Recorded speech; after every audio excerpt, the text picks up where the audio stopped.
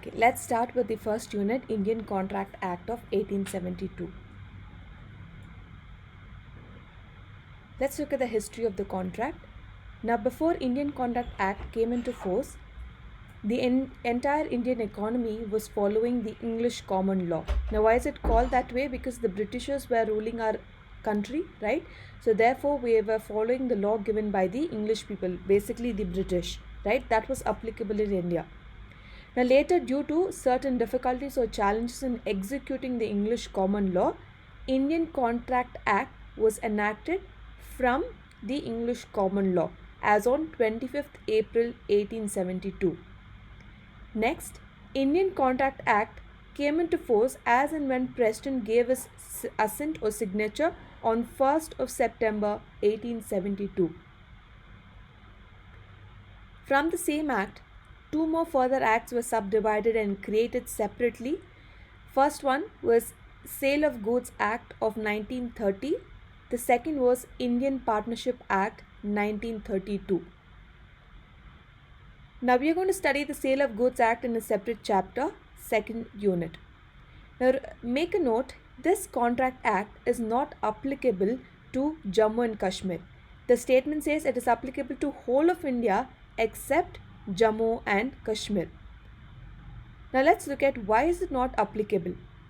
Reason being, even before independence, when each state were asked to be united to fight against the Britishers, only Jammu and Kashmir was not willing to.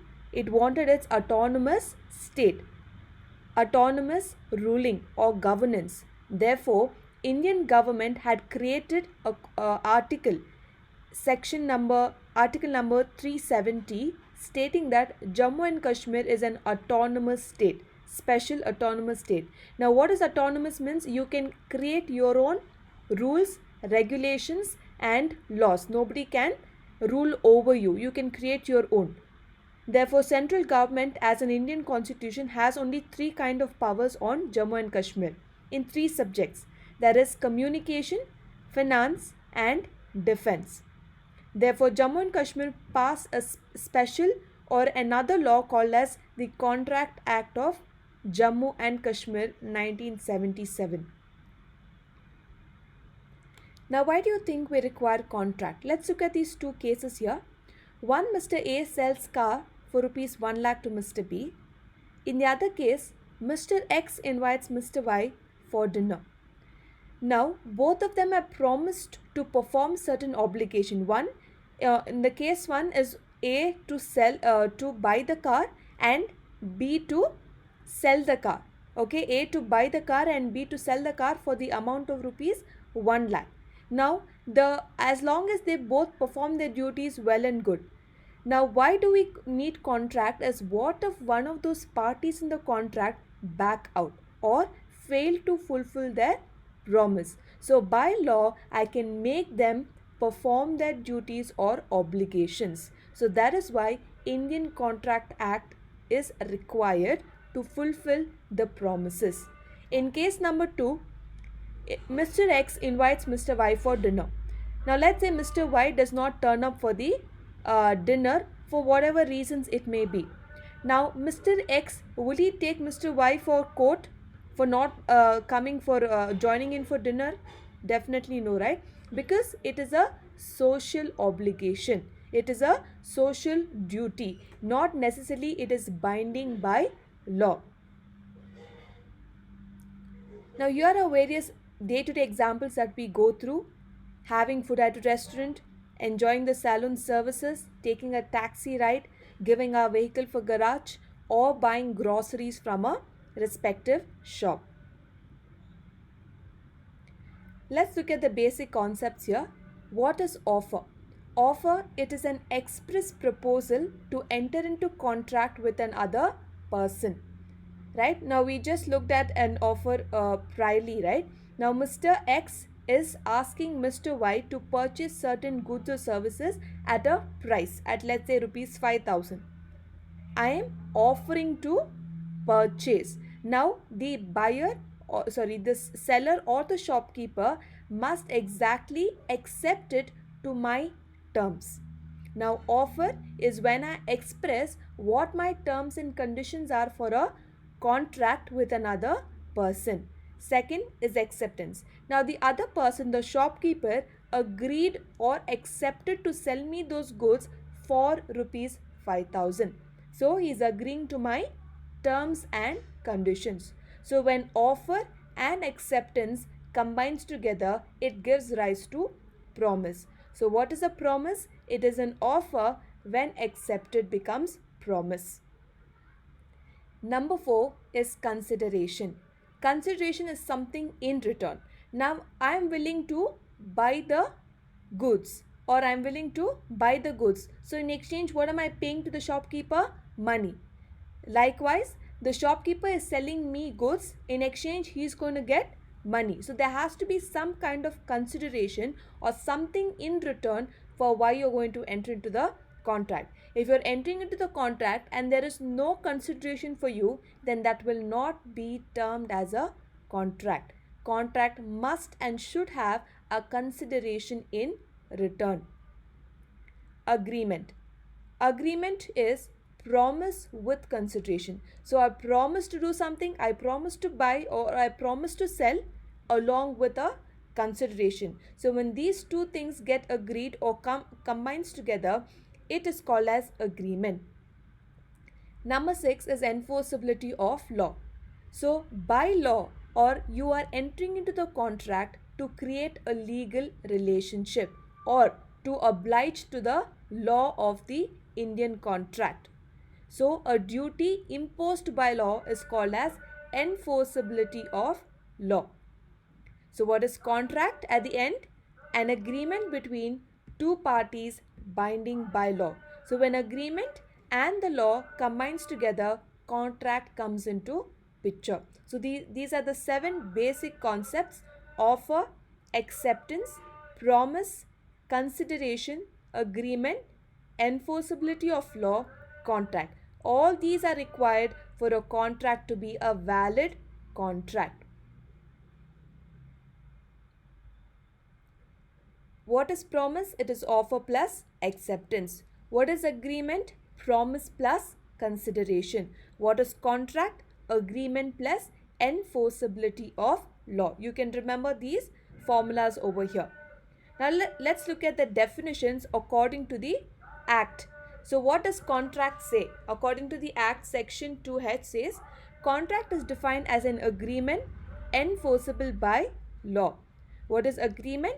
It is every promise and every set of promises forming consideration for each other is called as agreement, right? So here remember, promise plus consideration is called as what? Agreement. Now what is promise? A proposal when accepted becomes promise. What is a legal obligation? It is a duty or an obligation enforceable by law. Here you cannot back out because the law is abiding by you to fulfill a certain duty or a promise. Now as I told you in the first example over here, right? Now there is something called as social obligation and there is something called as legal obligation. Now let's look at the example over here, a case study. Balfour versus Balfour. Which two people can have a same surname? Either it has to be what? Siblings of a same family, correct? Or it has to be a husband and a wife who can have a same surname. So here we are having Balfour versus Balfour, which means to say here we are talking about a husband and a wife. So Mr. Balfour here has promised to send his wife 30 pounds per month for maintenance of house. Where is the wife living? The wife living is in England and the husband is abroad living in Ceylon, that is in Sri Lanka. So here the husband has promised his wife to send rupees 30 pounds every single month for the sake of maintenance of house. Next, what happens later? Mr. Balfour has failed to pay the agreed amount. So he stops sending 30 pounds to Mrs. Balfour. Therefore, the wife files a case against her husband for not sending money. Now, what has the court decided here? It was a mere domestic agreement between husband and wife, it was not intended to create a legal obligation. Now remember here, husband and wife, it is what a domestic or a social agreement between those two. They cannot be regarded as a legal obligation. In the beginning, when husband or the wife agreed to send or receive rupees 30 pounds, did they decide we're going to take it legal if this is not going to happen, or if each other fail to receive or send money? Definitely not, right? Now this is a good example for a social obligation. Likewise, if you can look at into our own lives, if you're asking your friend, let's all plan for a picnic, all a group of friends, right? And for some reasons, some of you do not turn up for the picnic, and the picnic does not happen, or the plan is not successful over there, the agreement is not successful. Would you take your friends to court of law? Definitely not, right? But you agreed on certain terms and conditions. All of you agreed to reach a certain spot or a picnic spot on a certain date, place, or a time. Now none of you were able to fulfill that promise or fulfill that agreement, but it was not intended to create legal obligations. So likewise, we have so many agreements in our lives every day that we go through, but not necessarily all of them are contracts. So remember, all agreements are not contracts, but all contracts are agreements. So for a contract to come into picture, should there be an agreement? Yes. But wherever there is an agreement, it does not necessarily have to be a contract. Hope you have understood the difference between what is agreement and contract. The differences over here for a better understanding. How is agreement created? It is the union of offer and acceptance. How is contract created? Agreement plus enforceability of law. Legal obligation. Agreement does not create any legal obligation. Either you can perform it or either you can back out. You're in contract, it alone creates legal obligation to perform. So by law, you will have to fulfill your obligations or promises. Binding nature. Agreement is not binding on the parties to it, right? So whatever you have agreed upon, you and your friends, you might perform it or you might not perform it, or you might even change it. But by contract, it is binding on both the parties, whatever they promised or expressed initially, to fulfill it. Scope. Agreement is a vague term, right? We say one thing now and immediately, now let's say the previous example of picnic, right? Now each friend is going to decide on each spot for picnic, and then we might even change the entire plan, right? It is complete vague. The terms and conditions of my agreement in day-to-day lives are not certain. I keep changing. Whereas for a contract, it is limited. Whatever I've initially agreed upon expressly to both the parties, that is limited. I cannot change beyond that. Inclusion. As I told earlier, agreement does not include contract, but all the contracts must include the agreement. Essentials of valid contract. First one, two parties. Can any of us make contract with ourselves? Definitely not, right? We need another person to have a contract with. So essential is, number one, there has to be at least two or more parties to a contract. Second, offer and acceptance. First, one person must be an offerer, another must be an acceptor. Both cannot offer, both cannot accept, right? There has to be one person who does the offering job or to offer, and the other person who has to accept. Third, legal obligation. We just looked at the example where the parties must have the intention to create a legal obligation or a legal relationship. Lawful consideration. As I told, this quid pro quo is according to the English common law. Wherever you find these words, it is from the English common law, which means to say something in return. So the consideration that I am paying must be lawful. Capacity of parties. The parties to the contract must be competent in three different areas. Number one, mentally. That is, they should be of a sound mind. The person must not be lunatic, or the person must not be on a different mental sense. If I'm telling I want to buy a furniture of rupees 5 lakh, you must also agree to sell the furniture in the at rupees 5 lakh. You should able to understand the things that I'm offering in the same sense. Second, legal. That is, the court must not have prohibited a certain person from entering into contracts. Reason being, he is insolvent, that is, he is financially unstable or unstable, or he must have a criminal record or is a jailed. Number three is age. Of course, you cannot enter into contracts with any minors who's below 18 years. You can only have contracts with those people or individuals who are above 18 years. Number six is free consent. In English law, it is called as conscientious ad idem, which means to say that the other parties must agree to your offer at the same sense, or the consent must be free. I cannot force the other person or do some fraudulent activities to make sure he accepts it. He must accept willingly or voluntarily. So the parties must agree upon the same thing in the same sense. Number seven, lawful object. So if I'm going to sell drugs and I'm going to create a contract for selling drugs, is it legal?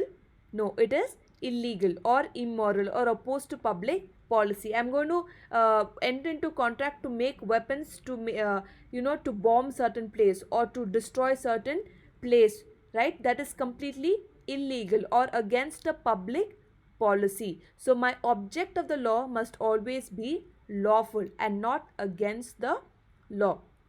Number 8, certainty or clear terms. The terms of the contract must be precise and certain. Now, if I'm planning to sell a house to Mr. B, I must be certain which house am I talking about. Where is this house located? What are the features of this house, etc. I need to be very certain what is the amount I'm going to expect as a return for selling the house. So what are the registration formalities, etc. All the terms and conditions must be precise and certain. Possibility of performance. If the act is impossible to act by itself, both physically and legally, it cannot be enforced by law. Now, if I'm going to make a contract with you telling, I will bring your dead dog back to life by magic, can you pay me a huge sum of amount of money? Is that even possible? Can you bring anything that is dead back to life? No, right? So that is impossible to perform. So whatever contracts we are entering into, it must be able to perform. The last one, legal formalities. There is oral, written, registration, stamped, attest, etc. So because this is contract abiding by law, enforceable by law, I should also make sure my formalities are legal in nature. Now in this example that I am selling my house to Mr. B, I need to make a stamp paper, etc. I need to carry the registration documents as per the law. I need to get the stamp paper. I need to get my signature. I need to transfer my ownership from my name to Mr. B's name in the form of re-registration, etc. So when I'm doing a contract, all my formalities have to be legal in nature. So these are the 10 different essentials of a valid contract. Two parties, offer and acceptance, legal obligation, lawful consideration, capacity of the parties, free consent, lawful object, certainty or clear terms, possibility of performance, and legal formalities.